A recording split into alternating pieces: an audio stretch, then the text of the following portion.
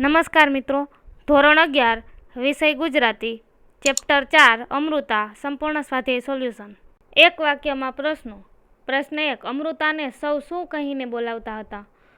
જવાબ. અમૃતાને સૌ અમુના વહાલસોયા નામથી બોલાવતા હતા. પ્રશ્ન 2. અમૃતા માટે રાજુબા હંમેશા શું કહેતા હતા? જવાબ. અમૃતા માટે રાજુબા હંમેશા કહેતા હતા કે અમુ મોટી થશે ત્યારે નર્મદા જેવી જ રૂપાળી થવાની. પ્રશ્ન 3. માસી અને મામીએ લેખકને લગ્નમાં શી ભેટ આપી હતી? જવાબ. માસીએ લેખકને લગ્નમાં સોનાની સેર આપી અને મામીએ હાથની કલીઓ આપી. પ્રશ્ન 4. લેખક ક્યારે રડી પડ્યા? જવાબ. અમુના લગ્ન લેવાયા અને એને પીઠી ચડી ત્યારે લેખક રડી પડ્યા. 2-3 વાક્યમાં પ્રશ્નો. પ્રશ્ન 1. ભૈરવ કાકા કોણ હતા? તેમની શી વિશેષતા હતી? જવાબ. ભૈરવ કાકા લેખકના ફળિયામાં આવેલ તેમના ઘરમાં ભાડેથી રહેતા હતા. ભૈરવ કાકા પાસે આરસ પહાણ ટાંકવાની એક વિશિષ્ટ કળા હતી. ટાંકણું જાણે તેમનું બાળક અને હથોડી જાણે તેમની દાસી હોય એ રીતે તેમની પાસેથી એ કામ લેતા. તેમણે આરસનો એક ખલ તૈયાર કરીને લેખકના બાને આપ્યો હતો. તેમણે અમુને પણ આરસના સરસ મજાના પાંચિકા બનાવી આપ્યા હતા.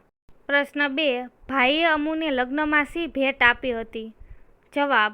અમુએ પોતાના વહાલા પાંચિકા મસરૂની કોથળીમાં મૂકીને ભાઈએ એના લગ્ન પ્રસંગે આપી દીધા હતા. અમુના લગ્ન પ્રસંગે ભાઈએ એમના પિતા પાસેથી 25 રૂપિયા લીધા. એણે મસરૂની કોથળીમાં પાંચિકાની સાથે એ રૂપિયા મૂકીને અમુને લગ્નમાં એની ભેટ આપી હતી. પ્રશ્ન 3. અમુ સૌને બદલાઈ ગયેલી ક્યારે લાગી? શા માટે? જવાબ. લગ્નના 4 વર્ષ પછી અમુ સાસરેથી બીમાર થઈને પિયર આવી ત્યારે લેખક અને એમના બા અમુને ઓળખી ન શકે એટલી બદલાઈ ગયેલી લાગી. કારણ કે એ અમુ નહીં પણ અમુનું ભૂત હોય એવી દેખાતી હતી. એનો હસતો ચહેરો, મરકતી અને મસ્તીખોર આંખો અને એનું ઉછળતું અસ્તિત્વ બધું જ શાંત થઈ ગયું હતું. નમણી અને સ્નેહ નીતરતી અમુનું આ રૂપ આઘાતજનક હતું. સવિસ્તર પ્રશ્નો. પ્રશ્ન 1. અમૃતાનું પાત્રાલેખન કરો. જવાબ.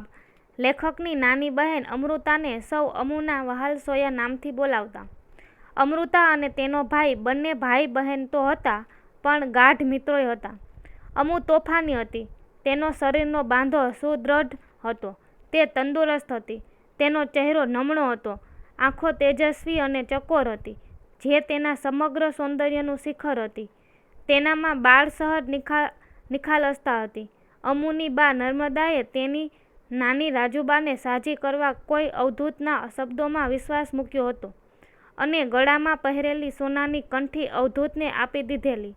આ જાણીને તેણે તરત જ તેની બાને નિખાલસ ભાવે કહ્યું, મારા ગળામાંથી સોનાની કંઠી કાઢી લે, નહીં તો હું કોઈ સાધુને આપી દઈશ. અમુને પાંચિકાનો પણ શોખ હતો. એટલું જ નહીં પણ તે પાંચિકા રમવામાં હોશિયાર હતી. તેનો ભાઈ પ્રત્યેનો પ્રેમ અતૂટ હતો. આથી તે ભાઈના લગ્નની વાત સ્વીકારી શકી નહીં.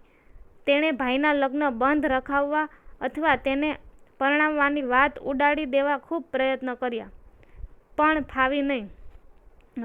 ભાઈને પીઠી ચોડી ત્યારે તે ચોધાર આંસુએ રડી પડી.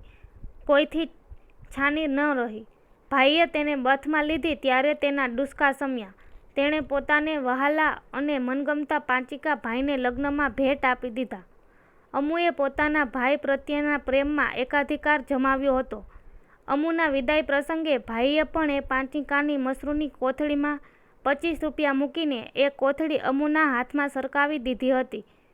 એ પ્રસંગે પણ ભાઈએ અમુની આંખોમાં વહાલ, વિષાદ અને વ્યથા જોયા હતા. લગ્નના 4 વર્ષ પછી અમૃતા અચાનક બીમાર પડી. પછી સૌને રડતા મૂકીને એ ચાલી ગઈ.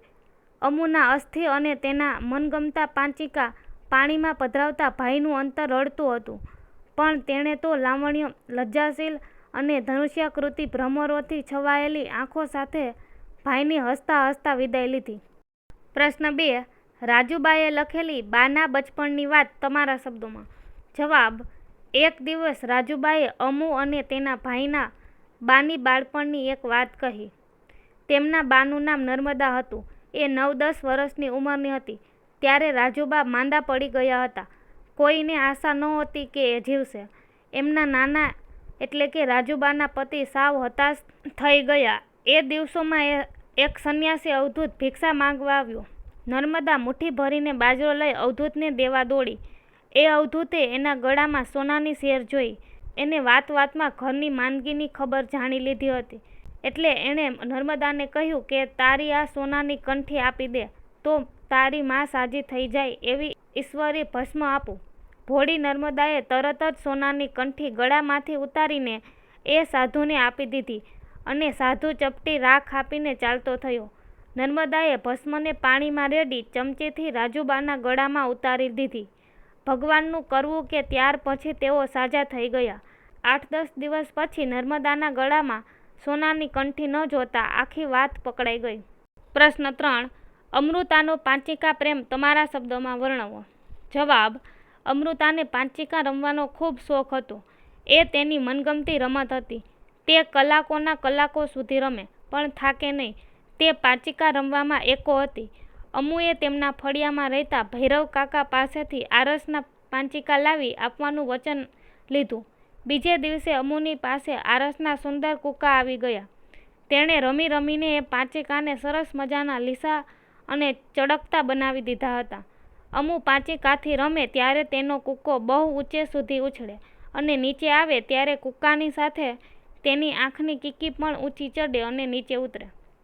અમુ પાંચિકા રમવામાં એવી એકાકાર થઈ જતી કે તેની ચબરાક આંખો ઊંચે ઉછળતા કૂકાને તરત જ હાથમાં ઝીલી લેતી. આરસના કૂકા એને ખૂબ વહાલા હતા. એને સાચવવા માટે એણે ખાસ મસરૂની કોથળી કરાવેલી.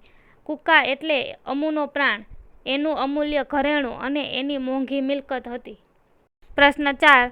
લેખકનો ભગિની પ્રેમ ચરિત્ર નિબંધમાં કેવી રીતે પ્રગટ થાય છે તે જણાવો. જવાબ. લેખકને અમુ એટલી વહાલી હતી કે બહેન અમૃતા પર ચરિત્ર નિબંધ લખીને જાણે પોતાની વહાલસોઈ બહેનને સ્મરણાંજલિ આપી છે. બહેનની વાત કરતા લેખક ક્યારેક ગળગળા થઈ જાય છે તો અમુની ગેરહાજરીમાં પોતાના જ ભવા પંપાડીને તેને યાદ કરે છે.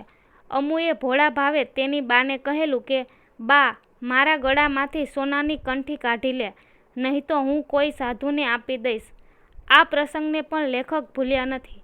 અમુને વહાલા પાંચિકા, તેની રમવાની ઢબ, રમતી વખતે ઉછળતા કૂકાની સાથે અમુની ઉછળતી આંખની કીકીનું કેવું સજીવ અને સુંદર ચિત્ર આલેખ્યું છે.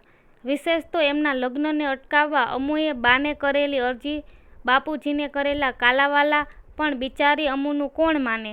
એ શબ્દો દ્વારા ભાઈએ બહેન પ્રત્યે સહાનુભૂતિ દર્શાવી છે. અમુની આંખોમાં છલકાતો સ્નેહ જોઈ એને બાજી પડે છે અને બંને મન મૂકીને રડે છે.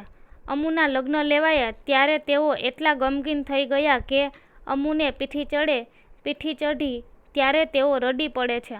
અમુની વિદાય વખતે મસરૂની કોથળીમાં પાંચિકાની સાથે 25 રૂપિયા મૂકી બહેનના હાથમાં કોથળી સરકાવી ત્યારે અમુએ ભાઈ સામે જોયું.